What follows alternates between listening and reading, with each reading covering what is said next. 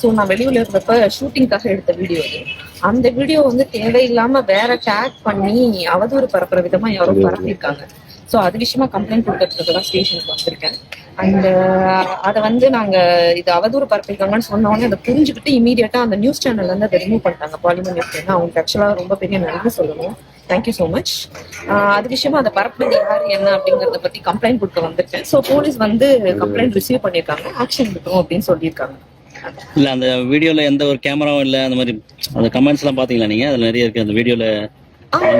Camera கிடையாது, shoot மாதிரி தெரியல, அது ரியலா நடந்த மாதிரி எல்லாம் புகார் வைக்கிறேன். ஷூட்னே சொல்றேன், ஷூட் சம்பந்தப்பட்ட வீடியோன்னு சொல்றேன். அது ஷூட் கிடையாது. ஷூட்டுக்காக ஒரு டெஸ்ட் வீடியோ எடுக்கிறதுக்காக நாங்க ட்ரை பண்ணோம். சோ அப்ப நான் வந்து மதுரையில இருந்ததுனால என்ன அவரே ஷூட் பண்ணி அனுப்ப சொன்னேன். சோ அது ஒரு கிட்டத்தட்ட சொல்லணும், அப்ப எங்க 2 பேருக்கு நிச்சயம் இருந்தது. எங்களுக்கு கல்யாணம் ஆகாத அந்த டைம். அந்த வீட்டுல ஆக்சுவலா நான் தான் குடியிருந்தேன்.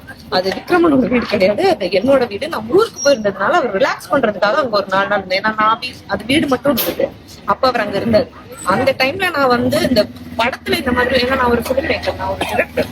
சோ என் படத்துல அவர் ஒர்க் பண்றது இருந்தது. அதுக்காக படத்துக்காக இந்த மாதிரி ஒண்ணு பண்ணணும்னு சொன்னேன்.